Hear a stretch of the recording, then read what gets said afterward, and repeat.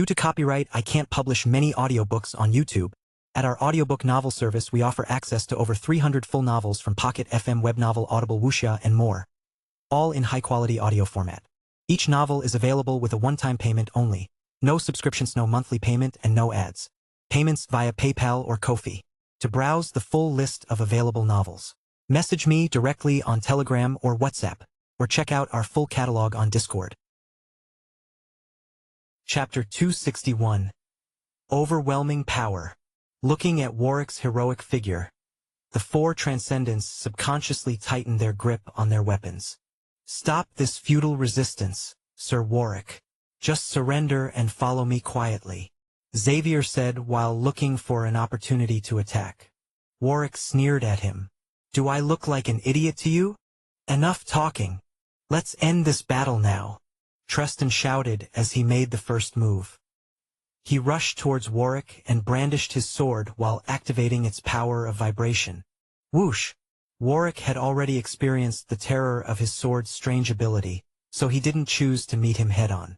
He waved his sword and redirected Tristan's attacks. I can feel the fearsome vibrations, but my body can still handle it. Facing the old warrior, he could only try his best to minimize the damage to his body. Suddenly, he felt a sense of danger creeping behind him. He quickly pulled back his head. Whoosh! A flying dagger brushed past his face, leaving him with a minor cut. Warwick looked at the guy who had thrown the dagger and saw him grinning at him. All these guys are dangerous. He thought he only had to worry about Tristan and Xavier, but the other two were just as troublesome. They might be a bit weaker, but they have some fatal techniques in their arsenal. As the battle dragged on, Warwick's fatigue became more apparent.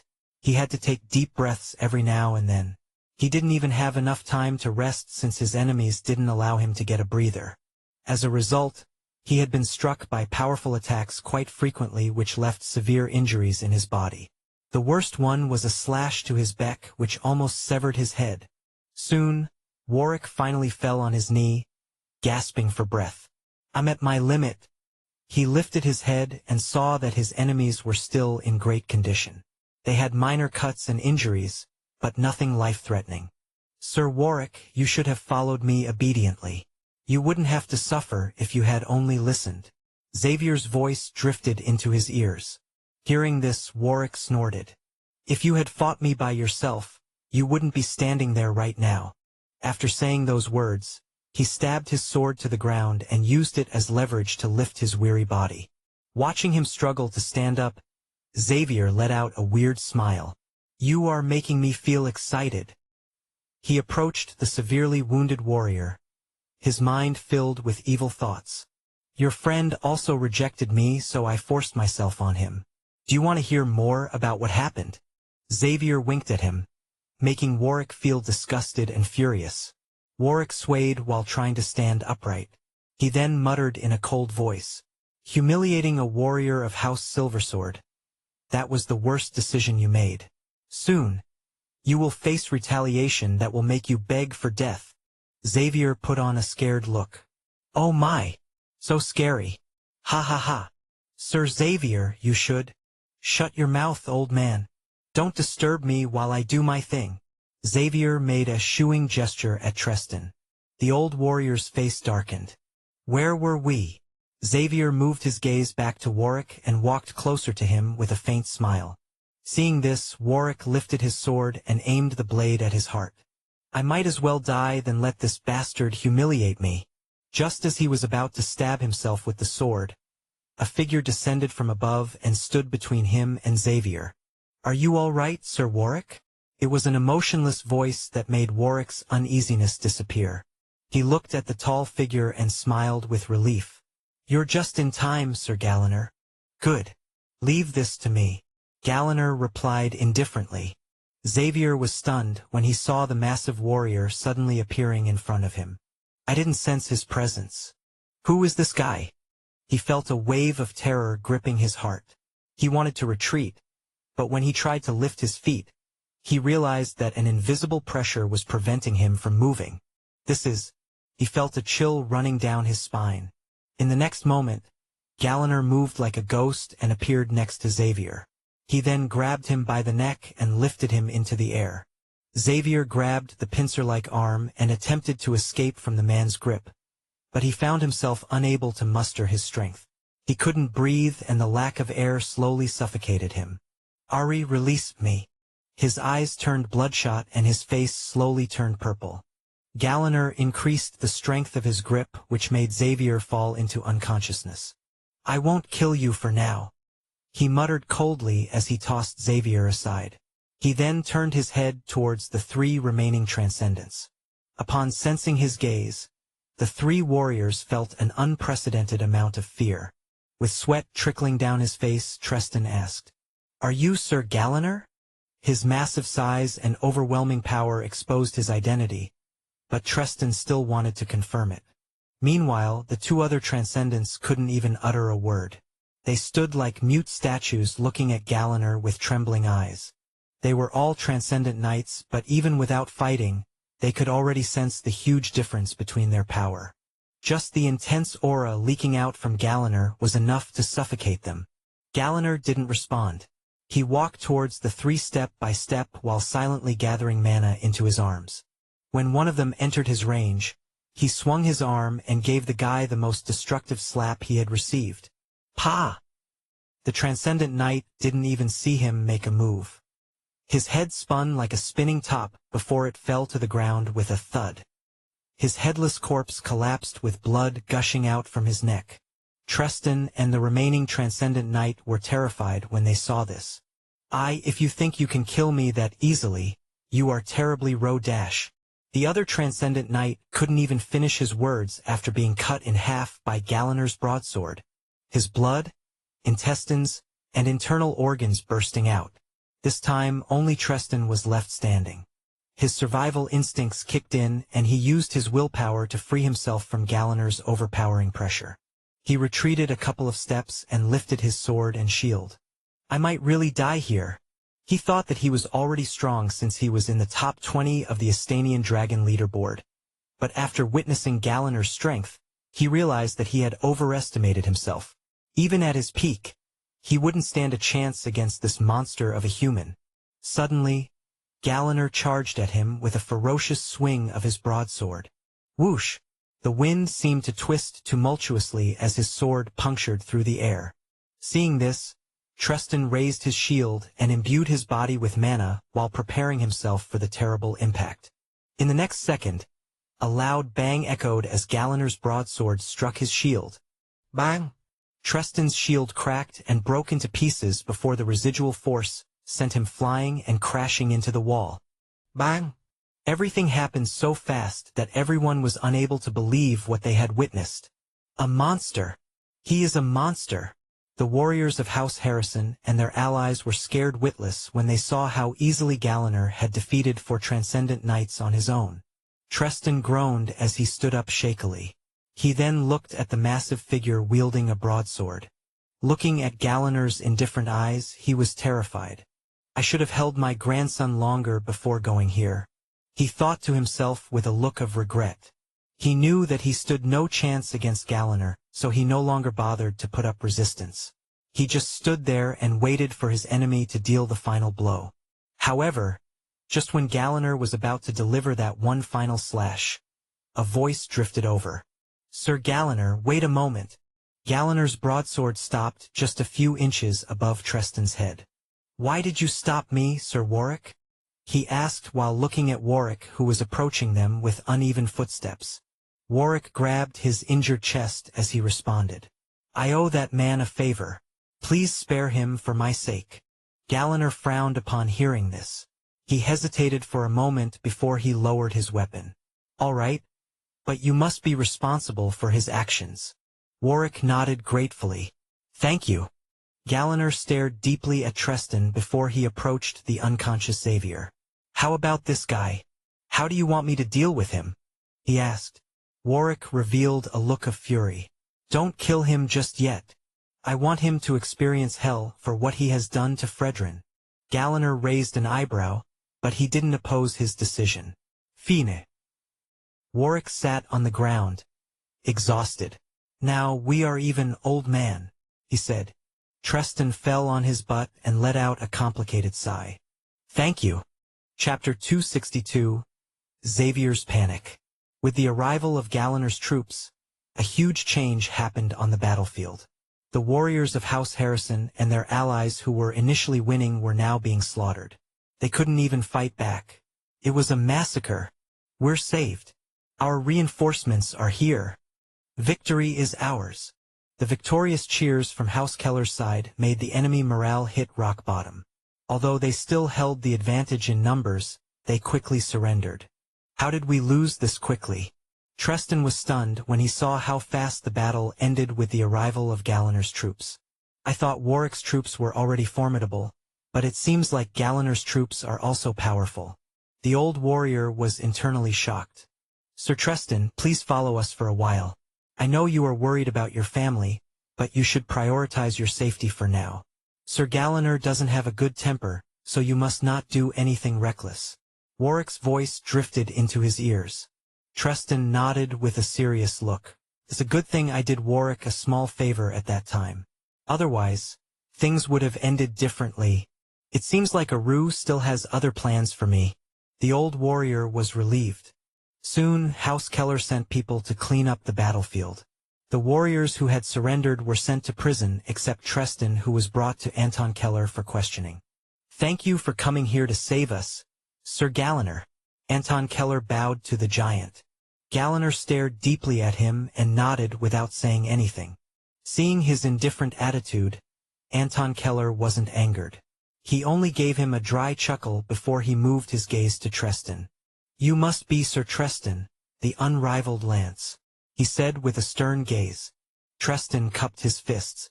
Greetings, Lord Anton. Anton snorted. He didn't like House Harrison, but he knew that Tristan was only following his lord's orders, so he held back his anger. I hope you will cooperate with us with the investigation. I will only ask you some questions related to... Anton Keller and Warwick asked the old warrior some important information about House Harrison which would be crucial for the next operation. Tristan hesitated. He was also dissatisfied with Darvin's leadership and the corruption of the elders in the household, but some people in the estate were important to him. Sensing his hesitation, Warwick reassured him. Please rest easy, Sir Tristan. A doctor was bandaging his wounds while he was doing the investigation. Earlier, the doctor told him to go to the clinic to get properly checked, but he refused since he was worried about how Tristan would be treated. Our mission this time is only to capture Darvin Harrison and his loyalists. We won't touch all the uninvolved parties. As long as they bear no ill will to House Silversword, we won't do anything to them. Warwick explained. Hearing this, Tristan let out a sigh. That makes me relieved. In that case, I will tell you everything I know. He trusted Warwick's integrity, so he decided to tell them everything he knew about House Harrison. He also answered their questions to the best of his knowledge. After the investigation was over, Tristan was sent to prison. Warwick volunteered to personally send him there. Just stay here for the time being, Sir Tristan. Just write the names of your family members and friends here. I will make sure that none of them will be harmed. Warwick handed him a quill, ink, and a piece of parchment paper. Warwick took them and wrote the names of his family and friends. After writing everything down, he handed the paper to Warwick. I will leave them in your hands, Sir Warwick. Please promise me that nothing will happen to them. You have my word, Sir Tristan, Warwick reassured the old warrior. After exchanging a few more words with him, Warwick left. Xavier found himself chained in a dark and concealed room. Clang, clang. Where am I? What happened? He panicked when he realized the situation he was in. It was then that he had finally remembered what happened. Why did they not kill me? He felt inexplicably nervous when he thought of this. He tried to activate his mana, but he failed. They sealed my mana. He nervously grabbed the thick chains and yanked them forcefully, but a rebound force was activated as soon as he tried to break the chains. This is a relic? He couldn't believe that his enemies actually had a special item like this. It could even bind a transcendent knight. How do you like it? A cold voice suddenly drifted into his ears. Hearing this familiar voice, his expression changed. Fredrin, I am sure I hid him in the estate of House Harrison. Don't tell me. A scary thought crossed his mind, making him shiver. Why are you silent? Oh, let me guess. You must be wondering how I was able to escape. Well, the answer is simple. Step, step, step. A series of footsteps echoed within the dark room. Soon, the silhouette of a man entered his sight. As he had expected, it was Fredrin. House Harrison and its allies have surrendered. Of course, this includes your house Coldstone, muttered Fredrin as he sat on a stool he had prepared. What? How is that even possible? Xavier was filled with disbelief. Fredrin smirked coldly. You were unconscious for 5 days and many things happened during that period. Do you know what House Harrison did when Sir Galliner led his troops to their estate? Xavier was still reeling in shock, so he was unable to respond. Fredrin didn't wait for him and continued. They surrendered without fighting, and they even handed their own family head and heir to Sir Galliner. Ha ha ha! Can you believe it? Fredrin laughed, his expression filled with disdain. Xavier's face darkened. What do you plan to do with me? Fredrin sent him a cold look. What do you think? Soon, the room was filled with screams of anguish and pleas for help, but the people outside pretended not to hear anything. Chapter 263, Liam and the Mysterious Old Man. In North Pinetown, celebratory banners were hung around the town. This was because Alaric would be married to Hershey Paxley soon. Everyone was in a good mood, but the same couldn't be said for Alaric. He was inside his study, reading a letter he had received from Warwick. He was a good man. Alaric sighed and leaned on his seat with a gloomy look. This is my fault. I underestimated House Harrison. I should have sent Galliner from the start. Thinking about this, he activated his mana and burned the letter. This is a wake-up call for me. I must never underestimate my enemies again, no matter how weak they look on the surface. He vowed to himself that he would never make the same mistake. 5 days later, in the clinic of House Keller, Warwick was chatting with the patients when a messenger came to him to give his report. Sir Warwick, we have made covert investigations on River Wake and we discovered some anomalies. Hearing this, Warwick raised an eyebrow and indicated for the man to continue. The messenger cleared his throat and said, We found out that there was a big change in the city's underground forces. The 3 biggest underground factions joined hands to form the Blood River Alliance. In a short amount of time, they absorbed the smaller forces to expand their faction. The most interesting thing is that their leader is the person we are looking for. Warwick furrowed his eyebrows. He stood up and whispered to the messenger. Let's talk somewhere more quiet. The messenger nodded. Warwick walked out of the clinic and brought the messenger to a quiet spot. You may continue. Yes, sir. The messenger looked around to make sure that no one was nearby before he spoke. We have confirmed it, sir. The leader of the Blood River Alliance is Liam Paxley. Also, we discovered that he had changed into another identity. He bribed a fallen nobility and... Warwick smiled in contempt upon hearing this. The bug finally revealed itself, huh? Is Galliner already aware of this? He asked the messenger. The man scratched his head and replied with a nod of his head. Sir Galliner was the first one to hear this information, sir. He hesitated for a moment, but when he noticed Warwick's dissatisfied face, he gritted his teeth and said, Sir Galliner said that you should stay at the clinic and recuperate. He also said that he will take care of this matter by himself. Hearing this, Warwick smiled bitterly while shaking his head. Since he doesn't want me to get involved, then I will obediently stay here. He wasn't worried about Galliner. The man was strong enough to overpower 4 transcendent knights on his own. Him being there was unnecessary. What about Fredrin? Is he still in the secret chamber? He changed the topic. He was in the clinic all this time, so he didn't know what had happened in the last few days. Yes, sir. The messenger nodded. Sir Fredrin is always in the secret chamber. I dare not get in, so I don't know what's going on inside. Please forgive me. The man revealed a look of fear when he remembered the screams he had heard when he passed by the secret chamber. I see. It doesn't matter. You may leave now. Warwick waved his hand. The man didn't linger and left right away. Warwick clicked his tongue as he watched the messenger walk away in haste. It seems like Fredrin is still not done with his revenge. In a small mansion in Riverwake, Liam was inside his room looking at the outside scenery with a faint smile. Things are going according to my plan. The next step is to expand House Tyler's military. It might take some time, but with the resources I got from the Blood River Alliance, everything should go smoothly. He chuckled as he thought of this. What are you so happy about? A deep, monotonous voice drifted into his ears. Liam's smile stiffened when he heard this voice. He turned his head and looked at the person seated behind his desk. It was an old man dressed as a servant. However, something about him was different. He had a strong aura that could overpower ordinary people. Even Liam, who was used to meeting powerful warriors, felt uneasy in front of this person. Liam approached the man with a flattering smile. He then refilled the man's tea before he replied with a nervous laugh. I just thought of something good, my lord. Please don't mind me and enjoy your tea. The man snorted in dissatisfaction. Liam Paxley. I chose you because I think you have some potential, but you must remember that I can discard you whenever I want. Liam felt a chill in his heart. Without hesitation, he prostrated and replied with a pleading voice. Please don't abandon me, Lord Dalton. I will do everything you want. Just give me some time to complete my objectives. The old man named Dalton shook his head. My patience is limited. I will give you 3 more days. If you are still not ready by then, I will consider it as you breaking your promise.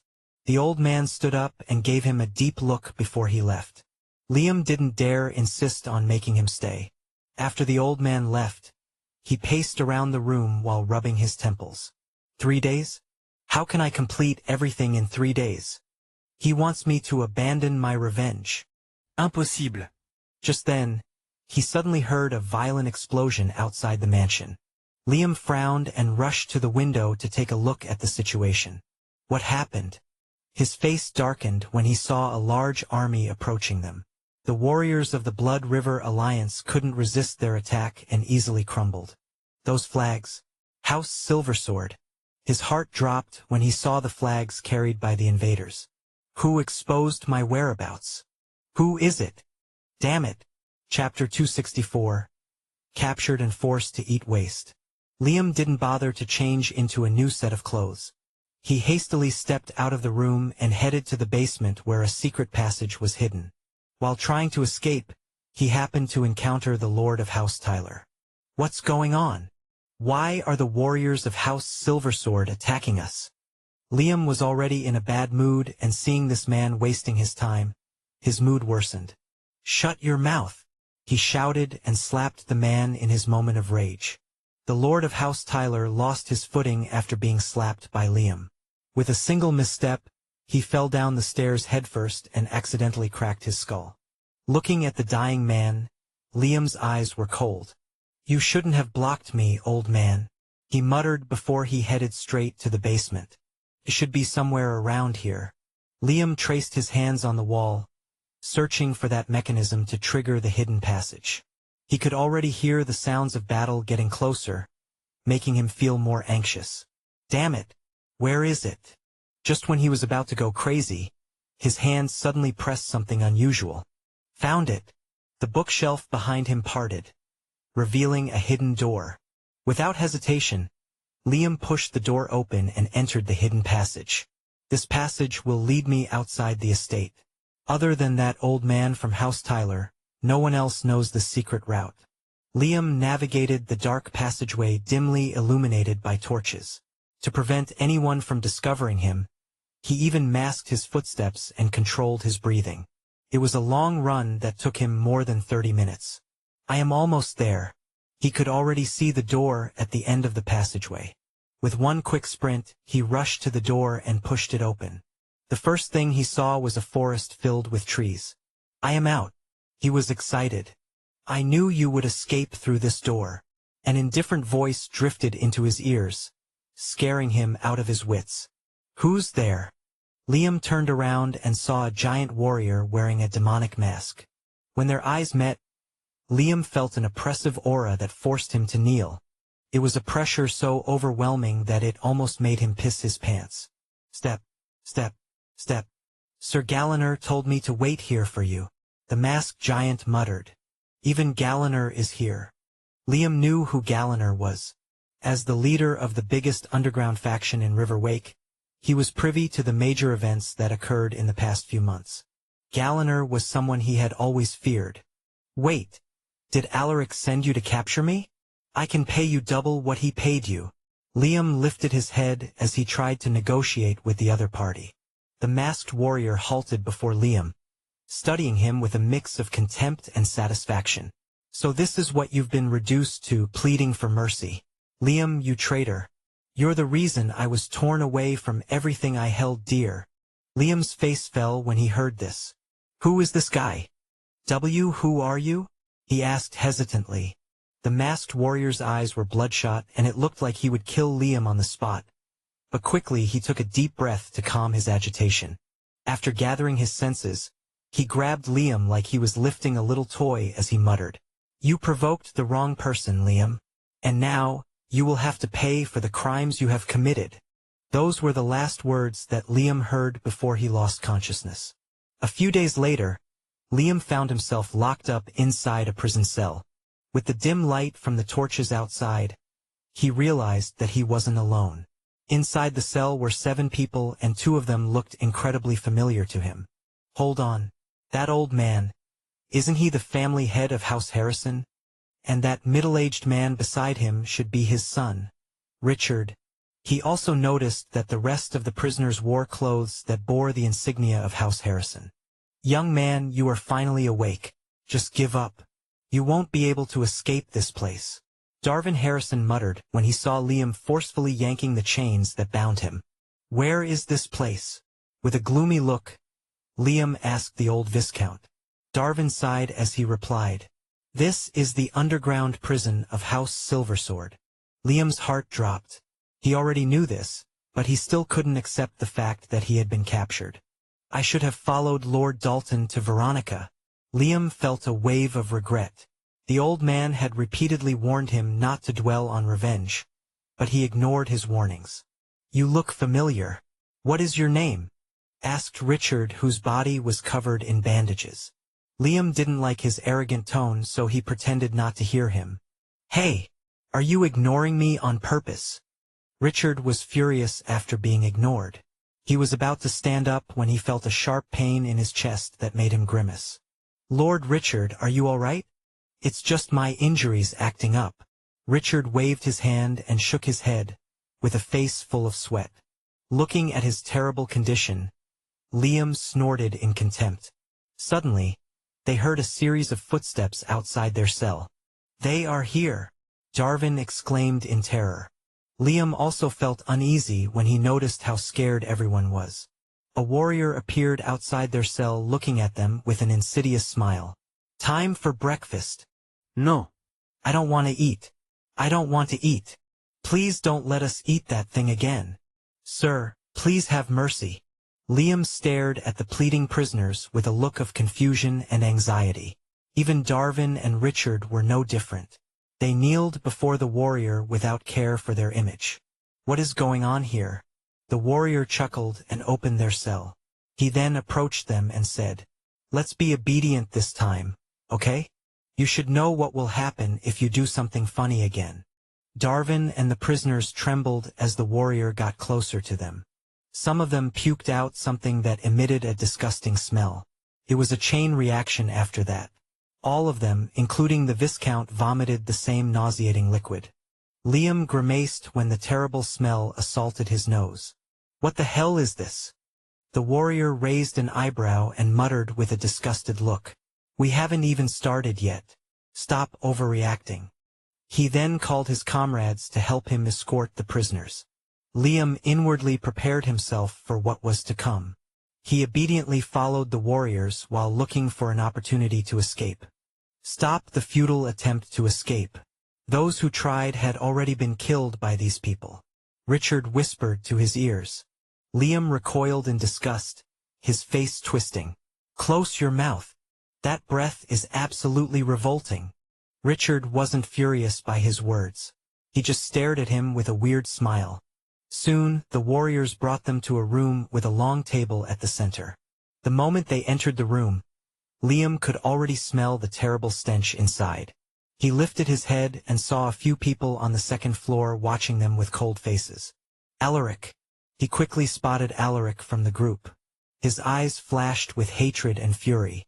Alaric, do you know what you are doing? How dare you illegally confine members of the nobility? Liam shouted. The place suddenly turned silent and everyone looked at him as if they were looking at a lunatic. Alaric didn't say anything. He just sent a signal to the warriors with a snap of his fingers. Bring our guests food, one of the warriors shouted while clapping his hands. In the next moment, the servants came in pushing tray carts with large bowls of dark brown liquid that emitted a strong scent of feces. Darwin and the prisoners vomited once more. Liam finally realized why they had reacted like that when food was mentioned. There's no way they'd feed us that crap, right? He covered his mouth and nose in disgust when he thought of this. Sit down while the servants serve your food. The warriors forced them to take their seats. Some of them tried to resist, but they were beaten up by the warriors. With their mana sealed, they could only suffer a severe beating. Liam looked around the table and noticed that his bowl was larger than the rest of the prisoners. Why is my bowl larger? One of the warriors responded to him with a faint smile. Oh, that's because you didn't eat for a few days, so we thought that you needed to eat more. The other warriors laughed at his words. You expect me to eat this? Have you lost your mind? Liam snapped from the humiliation. He slammed his hand on the table, causing some of the smelly liquid to splash all over his clothes. Eat! Alaric's cold voice suddenly drifted into their ears. Chapter 265. Last Meal Before Execution. The prisoners were given inhumane rations, and those who refused faced severe punishment from the guards. Liam was one of the few who refused to eat the mixture, so he received a severe beating from the warriors. He was then forced to eat until everything in his bowl was gone. The prisoners who had vomited the mixture were forced by the warriors to lick their own mess. It was a total disaster, something that would make anyone's stomach turn. However, Alaric watched the whole process without looking away. He wanted to see these people suffer before executing them. I hope you enjoyed your last meal. Alaric's lips curved upwards as he looked at the prisoners with disdain. Wait, Alaric. I mean Lord Alaric. Darwin called out to him. But Alaric ignored him and left without hesitation. The old Viscount fell to his knees while grabbing his hair. How can he do something like this to a noble like me? The nobility deserves a fitting death, not something as humiliating as this. Quit dreaming, old man. You offended the wrong person and you will have to pay for it. A warrior sneered at him. Darwin collapsed after hearing the man's words. Seeing this, Liam's face fell. Even a Viscount is treated like this. It seems like I can't escape death this time. Unless... He recalled the face of a certain old man, but he knew that it was unlikely to happen. Soon, the warriors took the prisoners outside to await their execution. Alaric headed to the training grounds after watching his enemies suffer. Seeing them suffer such humiliation filled him with glee, but it wasn't enough to quell the fury in his heart. He removed the stray thoughts in his mind and began his weighted exercises. I have been working hard the past 2 weeks, but I am still far from reaching the requirements for my next advancement. It looks like I would have to stay as an elite knight for some time. Alaric sighed after he looked at his attributes. 1,000 weighted push-ups ballot box with check. 1,000 weighted pull-ups ballot box with check. 1,000 weighted squats ballot box with check. 1 hour weighted planking ballot box with check. He struggled a lot when he first performed these weighted exercises, but after doing them repeatedly, he gradually became used to them. Back then, his whole body would feel incredibly sore after doing the exercises, but now he would feel invigorated and full of energy. He knew that this was a sign that his body had evolved after adapting to these exercises. Alaric performed his sword and mana training afterwards. 1,000 mana-infused vertical slashes ballot box with check. 1,000 mana-infused horizontal slashes ballot box with check. 1,000 mana-infused diagonal slashes ballot box with check. 1,000 mana-infused stabs ballot box with check. You received 20 battle points. You received 3 EXP. You received 3 stat points. Alaric decided to invest in his endurance and vitality using the stat points he had accumulated for the past 2 weeks. Alaric Silversword, Elite Knight, EXP. 222. 255/1000. Potential A. Traits. Horseback riding C. Swordsmanship, SSS. Close combat, C. Archery, E. Hunting, E. Tracking, E. Sixth sense, E. Monster affinity, E. Mana gathering, C. Appraisal, B. Strength, 200. Stamina, 200. Agility, 200. Vitality, 175. 195. Endurance, 185. 198. Mana, 250. Battle points, 3,480. 3,700. Stat points, 33. 0. Requirements for the next advancement. 1,000 EXP, 250 in all attributes, and 10,000 battle points. My attributes are almost equivalent to that of an ordinary Transcendent Knight. If I were to fight one, I might not be on the losing end. However, I must not be satisfied with this. He clenched his fists with a serious look.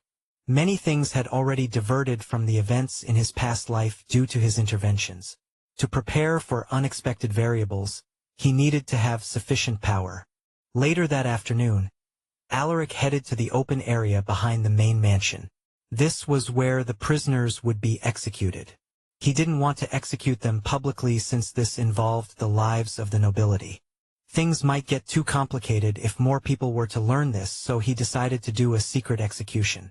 Only the highest-ranking members of House Silversword were present to watch the execution. Even the members of House Paxley weren't invited.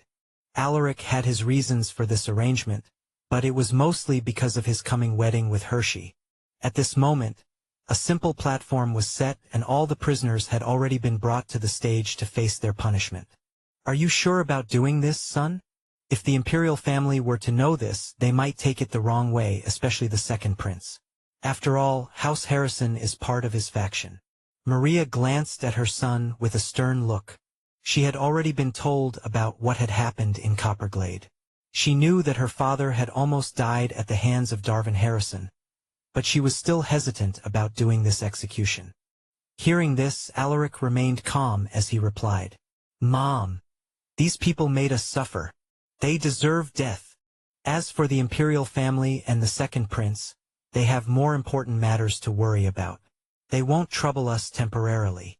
Both the crown prince and the second prince were busy expanding their factions and military forces. They didn't have time to deal with the issues in the north. Besides, House Harrison was just a pawn to them.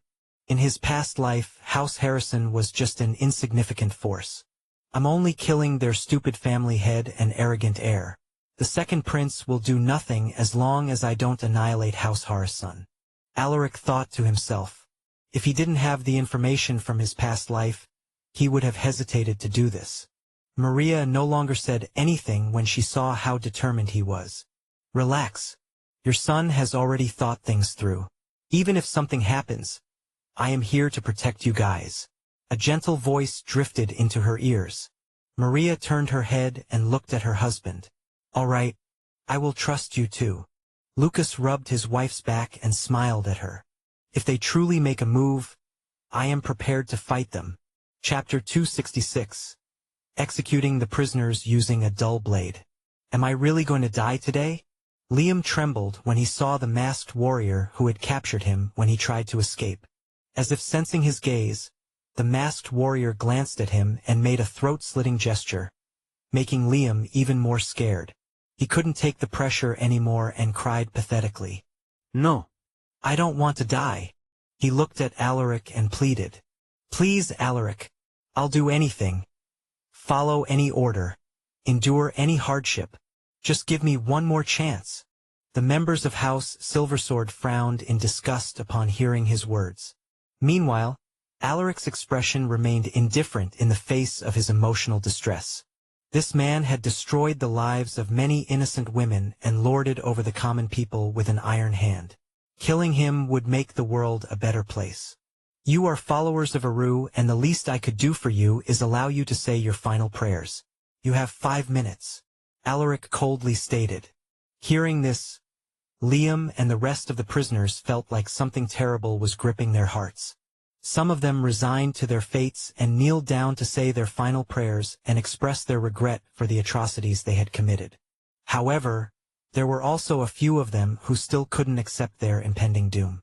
Wait, Lord Alaric, I can give you anything that you want. Please, I beg you. I don't want to die. Richard, the heir of House Harrison, begged him while kneeling with a miserable look on his face. My lord, I can use my authority as the family head of House Harrison to surrender to your household. Please give us a chance to reconcile. Darwin also expressed his desire to live. Alaric ignored their words and just watched them with a cold gaze. After 5 minutes went by, Alaric raised his hand and said, "Start the execution." Upon getting his signal, Butch, the masked warrior, grabbed a dull blade. He then walked towards the nearest prisoner and forced him to kneel with a kick. Lower his head. He instructed the warriors who were there to assist him with the execution. The warriors didn't dally. They quickly grabbed the prisoner and forced him to lower his head. If you want to die fast, then you better stick your head out. Butch's words made the prisoner shiver in fear.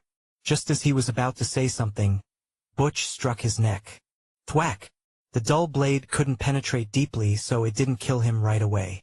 The prisoner twitched and it looked like he wanted to say something, but only weak gasps came out of his mouth. Butch chopped his neck a few more times, but because the blade was dull, it took more than 5 chops to cut off the man's head. The prisoners weren't blindfolded, so they witnessed the whole scene and it made them terrified. Please have mercy, sir. Use your mana and kill me with 1 Esther-, the next prisoner pleaded. But Butch didn't let him continue his words and struck him with the blade. Thwack! Thwack! Thwack! Blood splashed onto Butch's mask and clothes, but it didn't seem to have any effect on him. Thwack! After 7 chops, the man's head was finally cut off. Butch clicked his tongue as he wiped off the blood on the dull blade using the clothes of the headless prisoner. This guy's neck is fat, so it took a bit more effort. He complained, but his words only made the remaining prisoners shiver in trepidation. The third prisoner didn't want to suffer the same pain as the other 2, so he obediently extended his neck. Seeing this, Butch smiled coldly beneath his mask. He raised the blade and struck the man's neck with extreme precision. Thwack! With the first chop, blood gushed out from the wound, splashing all over Butch's mask. This time, it only took 4 chops to cut off the man's head. The remaining prisoners noticed this. They already knew that escape was impossible, so they obediently lowered their heads to make it easier for Butch to kill them. Thwack! Thwack! Finally, it was Richard's turn. The man cried and kowtowed repeatedly, but Butch was unmoved by his pleas. Please, sir. I don't want to die. I will give you all my wealth. Please. Butch sent the warriors a look and said, Hold him down. The warriors forced Richard to lower his head. The latter tried to break free from them, but with his mana sealed, he was unable to overpower them. No. My son. Darwin cried and shouted when he saw his son suffer such intense pain. Thwack! Thwack! Thwack! Darwin almost lost his mind as he watched Butch chop his son's head off. He couldn't do anything but scream. After 10 chops, Richard's head fell off. Butch twisted his shoulder and clicked his tongue. This guy is an elite knight, so his neck is a bit difficult to cut off. Darwin stared at him with a mixture of fear and fury. You demon! You will pay for this. You will die a horrible death. The old man shouted with tears in his eyes. Pa! Butch slapped the old man, sending a few pieces of his tooth flying. Noisy! Hold him down! Butch muttered with a snort. Darwin wasn't a warrior, so he couldn't resist the warrior's grip. The old man lifted his head and stared at Alaric, who was watching with a calm expression. Alaric, you filthy demon. One day, you will suffer a more dash. Thwack, thwack, thwack. Butch chopped his neck 8 times. He could have cut off the old man's head with a few chops, but Alaric had specifically told him to make Darwin suffer. Thud. The old man's head fell with a thud. With his death, only Liam was left. No. I don't want to die. Wait. Let me speak to Alaric. I have information about Veronica. I will tell you everything I know if you don't kill me.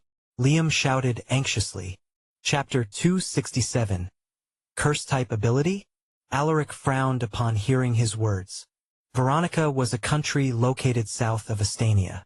It was once ruled by a tyrannical sovereign, but after long years of civil war, a woman emerged like a comet to bring down this corrupt ruler.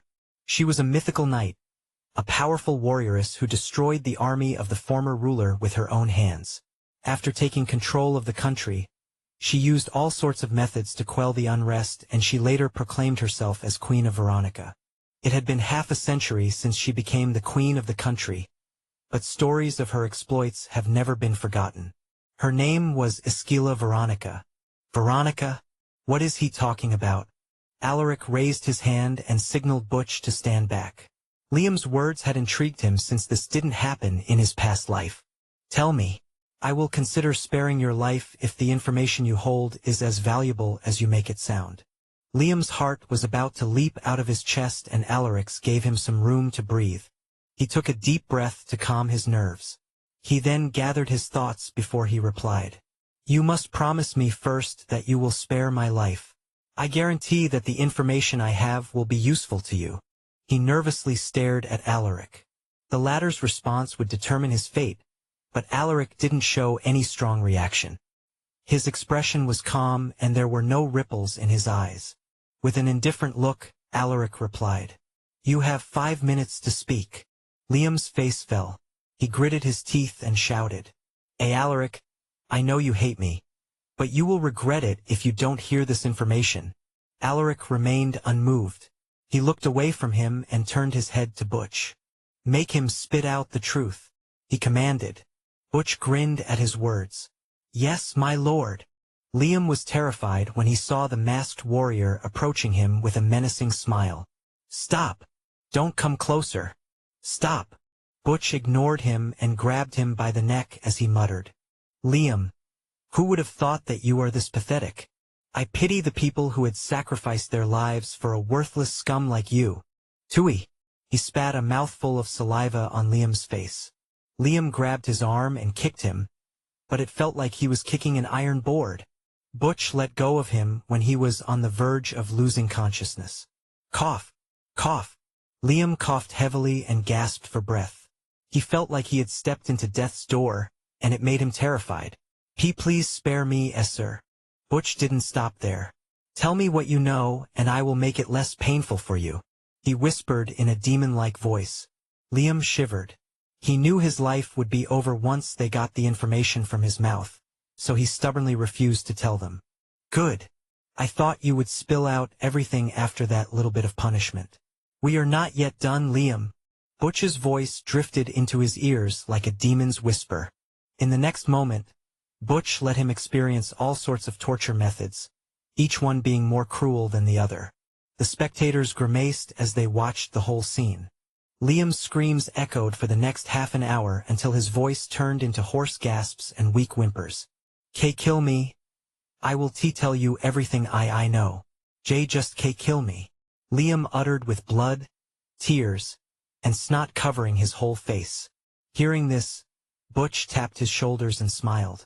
You should have said this from the start. There was no need for you to suffer like this. Liam almost fainted when he heard the mockery in his voice, but he pretended not to notice it. He just wanted to end this suffering.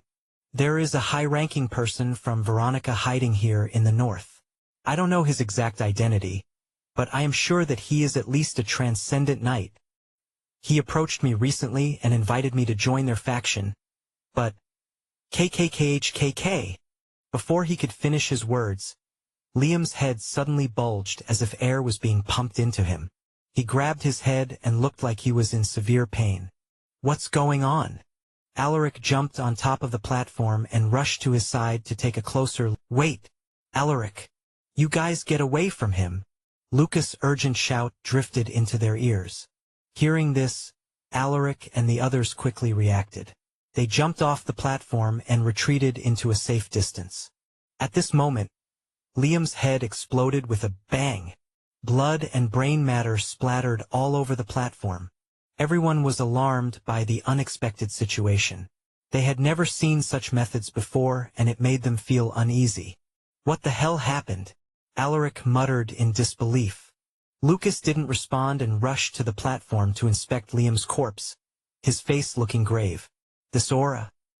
He felt a trace of unusual aura from Liam's corpse, and it was something he had never seen before. "This looks like a curse-type integrated trait." When he made this discovery, he scanned the whole estate with his mana, but he didn't discover anything out of the ordinary. Only a 3-ringed beast soul master could do something like this. To think that there is actually someone that dangerous hiding in the north. Just what is their intention? "Father, did you discover something?" asked Alaric, who had appeared by his side. Lucas frowned as he nodded. "I'm not sure just yet, but I think that this ability is a curse-type integrated monster trait, and they should be a 3-ringed beast soul master." Alaric furrowed his eyebrows. His assumptions weren't that far off from Lucas' guess. Could it be done by the person that Liam has mentioned earlier? That seems to be the case. They only killed Liam when he was about to disclose their faction, so it must be related to them. Lucas nodded in agreement. Chapter 268, Trait Upgrade and the Rare Weapon Card. What is going on here? Is this really related to Veronica? But I don't remember a renowned expert in that country who has a curse-type integrated monster trait. Alaric felt that things had become more complicated. He already had his hands full with stopping the civil war in Estania, and now another variable had appeared. Not to mention that there had been reported sightings of barbarians near Turtle Fort. "Son, it is better to keep this matter a secret for the time being. I will send my people to make a covert investigation on this organization. Just leave this matter to me and focus your attention on your upcoming wedding." Lucas tapped his shoulder. Alaric nodded at his father's words. "Yes, Dad, but you must be careful. You don't need to remind me." Lucas chuckled while shaking his head. And so, Liam's unusual death was kept as a secret. Everyone who had witnessed it was warned not to disclose what happened. Undersir. Mission complete. Rewards 1000 battle points, 50 XP. Random trait upgrade card X1. Rare weapon card X1. Undersir. Alaric Silversword, Elite Knight, EXP. 255, 305/1000. Potential A. Traits Horseback Riding, C. Swordsmanship, SSS, Close Combat, C. Archery, E. Hunting, E. Trekking, E. Sixth Sense, E. Monster Affinity, E. Mana Gathering, C. Appraisal, B. Strength, 200. Stamina, 200. Agility, 200. Vitality, 195. Endurance, 198. Mana, 250.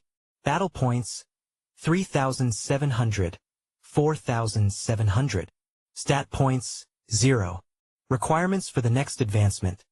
1,000 EXP, 250 in all attributes, and 10,000 battle points. Alaric received a notification from the system, indicating that he had completed his mission. He got some amazing rewards this time, including 1 random trait upgrade card and the rare weapon card which he hadn't gotten before. "Do you want to use the random trait upgrade card?" "Yes." "No." Alaric clicked yes. "Congratulations. Your trait tracking E has been upgraded to tracking D." Alaric's mouth twitched in dissatisfaction when he saw what had been upgraded.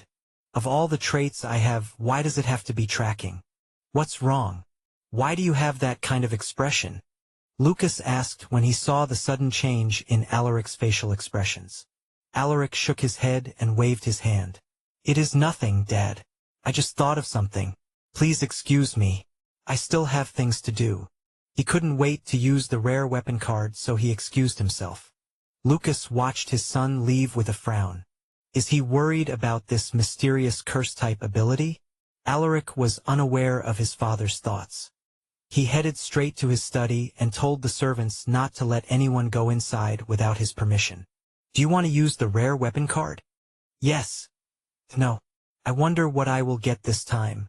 I hope it is something useful. Upon clicking yes, a brilliant light flashed before him.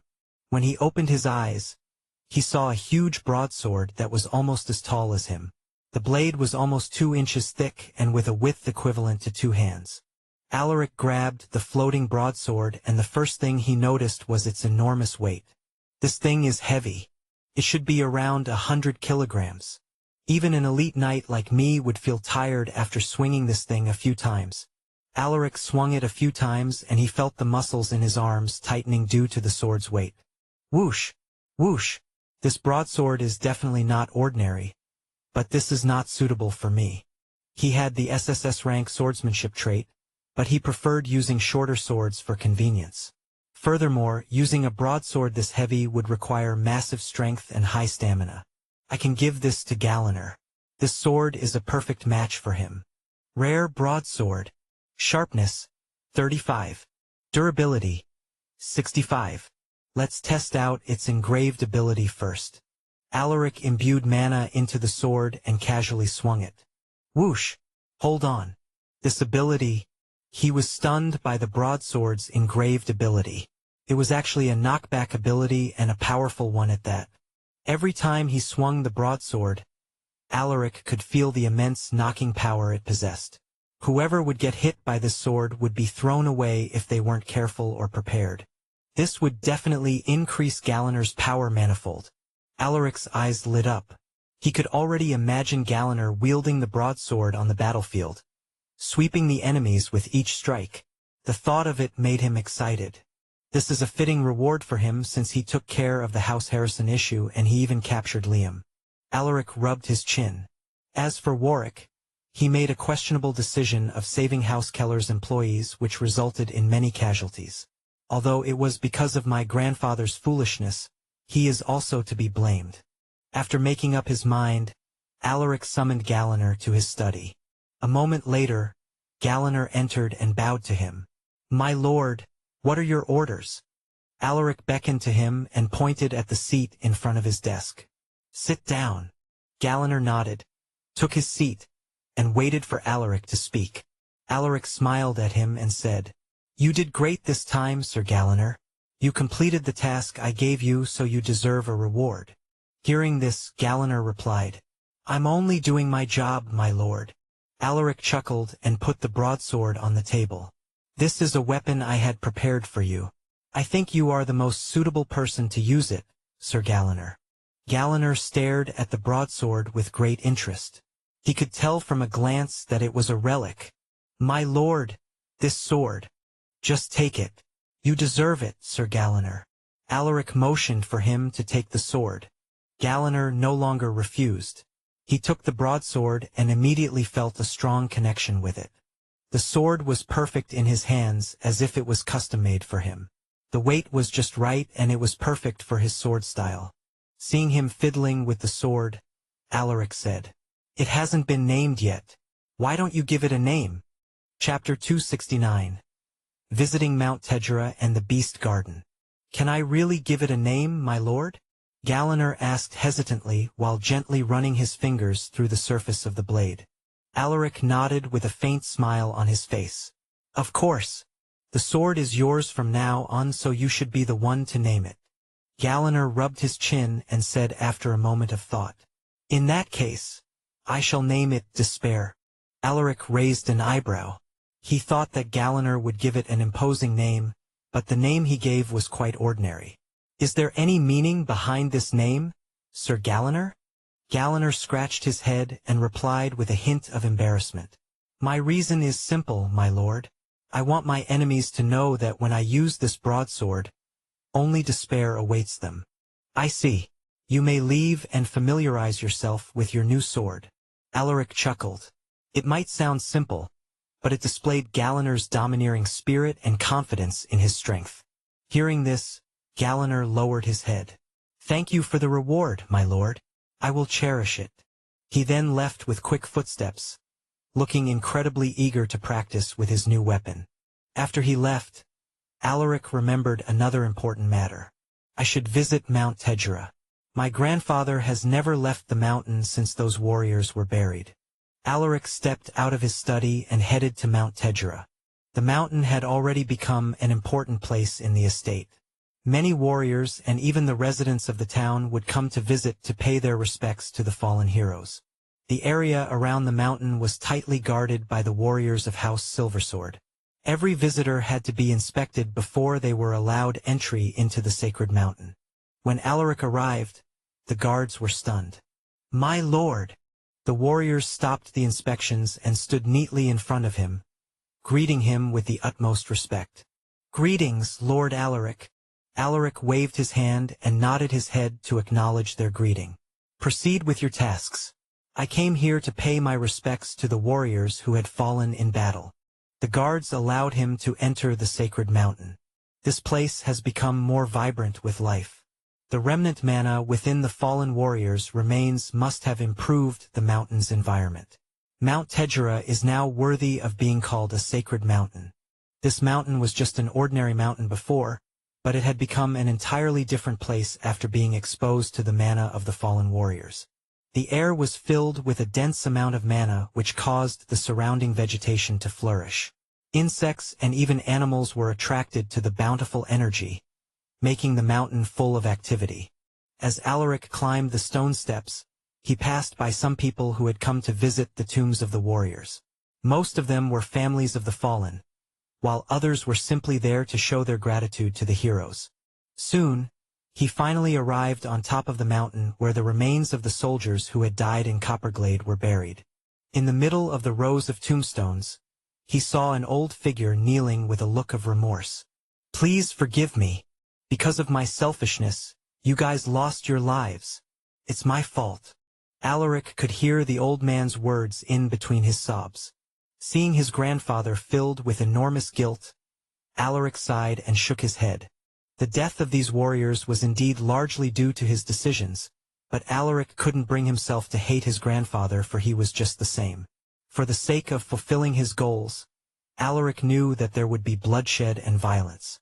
However, he was prepared to carry this immense burden, for he believed that he had been brought back into the past to correct these very mistakes.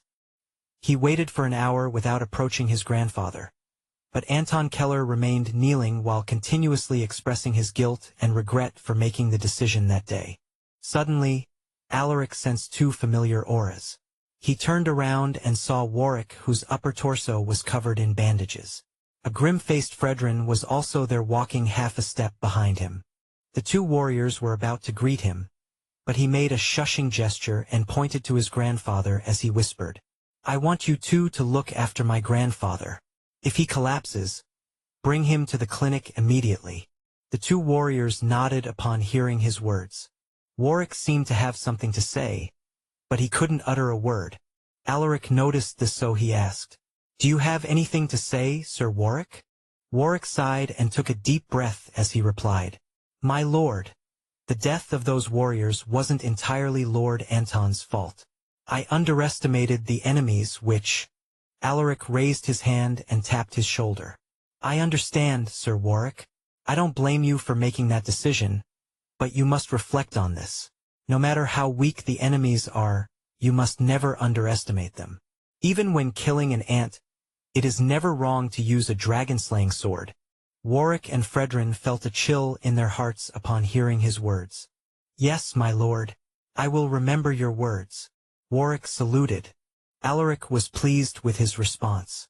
He then moved his gaze to Fredrin and asked, How are you, Sir Fredrin? He had been told about the terrible experience that Fredrin had endured under the hands of that bastard, Xavier. Just the thought of the humiliation that Fredrin had suffered made his skin crawl. Fredrin lowered his head as he responded, I am recovering well, my lord. Thank you for worrying about me. Hearing this, Alaric nodded. This man was indeed the Steel Bastion. Even his willpower was as tough as steel. I'm glad to hear that. Alaric didn't bother to ask him about Xavier. Xavier was still in the hands of Fredrin, suffering untold torture and endless torment. After some small talks with the two warriors, Alaric bid them farewell and headed down the mountain. There were already hundreds of tombs on the mountain, which contained the remains of the soldiers from other houses. Alaric felt the weight of responsibility when he saw those tombs. He hardened his heart and vowed to always remember their sacrifices. He didn't rest after visiting Mountain Tejera. He headed straight to the Beast Garden, a special place where the household's tamed beasts were kept. The saber-fanged wolves and the frost horses were also brought to this place to get proper care. The caretaker of the Beast Garden was an old servant of his father, a retired elite knight named Cassius. Alaric came here to check the condition of the saber-fanged wolves and the frost horses after they had been fed with the bedeviled Cornelia. The renovations on the Beast Garden are much better than I expected. Alaric injected some funds and manpower into the renovations of the Beast Garden. This was because he planned to take in more beasts in the future. He didn't want to waste his monster affinity trait. At the entrance of the Beast Garden, two knight apprentices greeted him. "My lord!" Alaric waved his hand and asked, "Where is Sir Cassius?" "Sir Cassius is feeding the beasts, my lord. Do you want me to bring him here?" One of the knight apprentices replied. Hearing this, Alaric shook his head. "There is no need for that. I will go inside and find him." He didn't want to disturb the retired warrior. He entered the Beast Garden and navigated the vast land that housed numerous savage beasts. Most of these creatures had already been tamed, but there were still a few unruly beasts who refused to listen. Roar, roar, gore, gore, kikik. Distinct animal sounds echoed around him. The diversity of the beasts made him fascinated. Just this small part of the Beast Garden already has dozens of beasts. I should hire more servants to help Sir Cassius in taking care of this place. Just then, he saw an old man wearing a straw hat in the middle of a beast pack. He was stroking the fur of the pack leader with a gentle smile on his face. As if sensing his aura, the old man turned his head. "My lord, do you want to use appraisal on the selected target?" "Yes." "No." Alaric hadn't checked the old man's attributes yet, and he could no longer hold back his curiosity after seeing the system prompt in front of him, so he clicked, "Yes." Cassius, Elite Knight, EXP. 960/1000. Potential, B.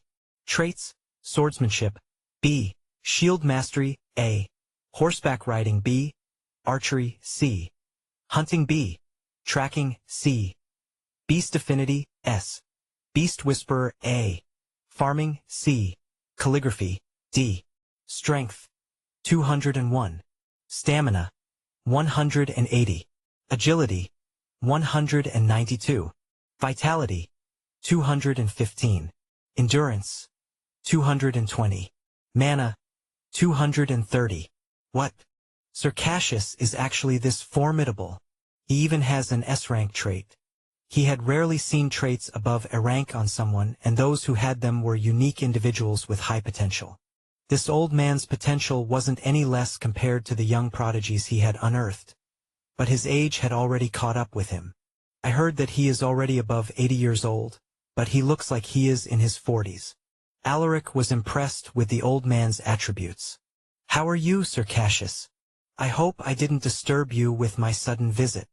Chapter 270. Cassius Past. This old man is close to advancing to the next realm, but he refuses the resources that Dad wants to give him. If it weren't for those injuries. He looked at the old man's missing right arm and his blinded right eye. The scar that stretched from the right side of his forehead down to his chin was visible.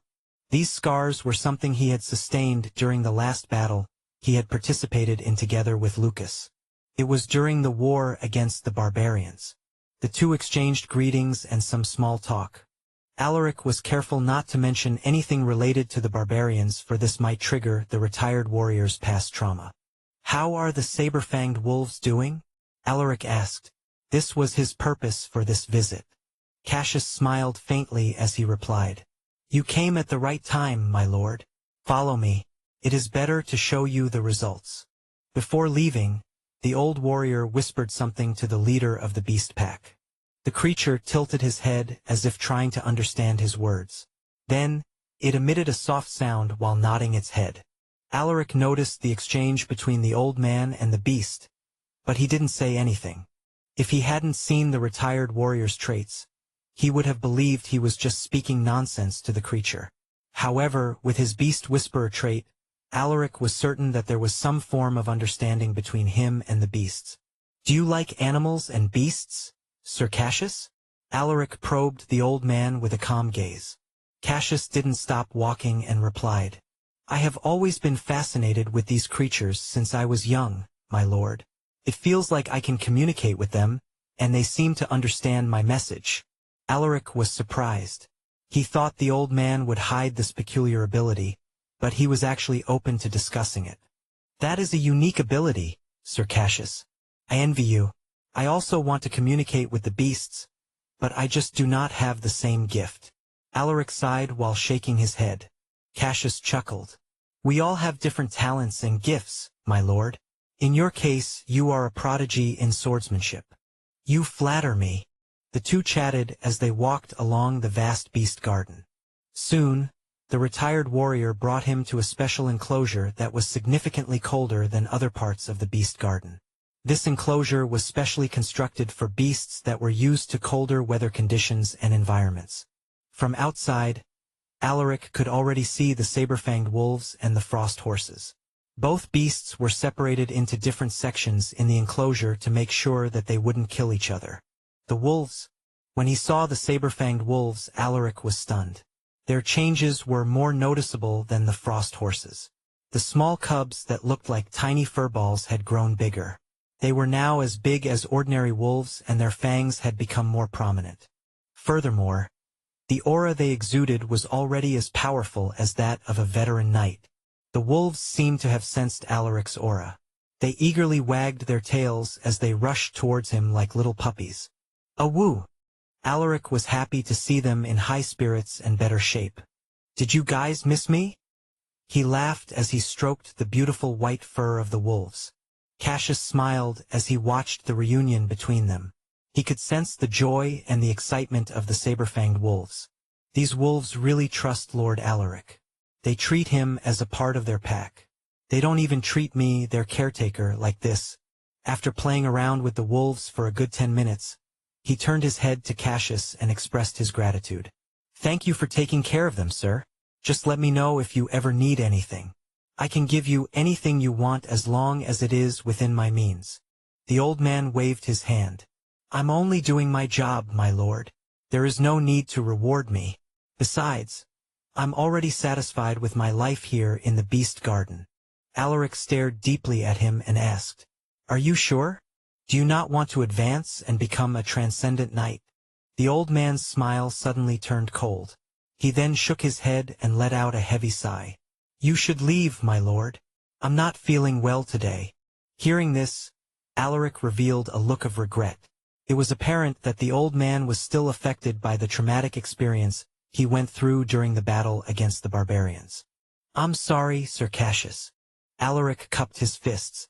"Since you are not feeling well, I will take my leave and not disturb you further. You should get some rest." He didn't wait for the old man's response and left after taking one last look at the saber-fanged wolves and the frost horses. He had already fulfilled his objectives, so he left without hesitation. "Awoo!" The wolves howled as they watched him leave. Cassius could sense the sadness of the wolves. He crouched and patted their heads as he whispered, "Don't worry, Lord Alaric will come back to visit you soon." After pacifying the restless wolves, the old man turned his head to the direction where Alaric was headed and muttered in a melancholic tone, "I apologize, my lord, but this old man can no longer wield." If you want access to fast updates or the full novel in high-quality audio, contact me now and buy. I offer over 300 complete audiobooks from Pocket FM, Webnovel, Audible, and more. No locked episodes, no subscriptions, just one-time payment via PayPal or Ko-fi. Message me directly on Telegram or WhatsApp, or check out the full list of available novels on Discord. Start listening to your next favorite audiobook today.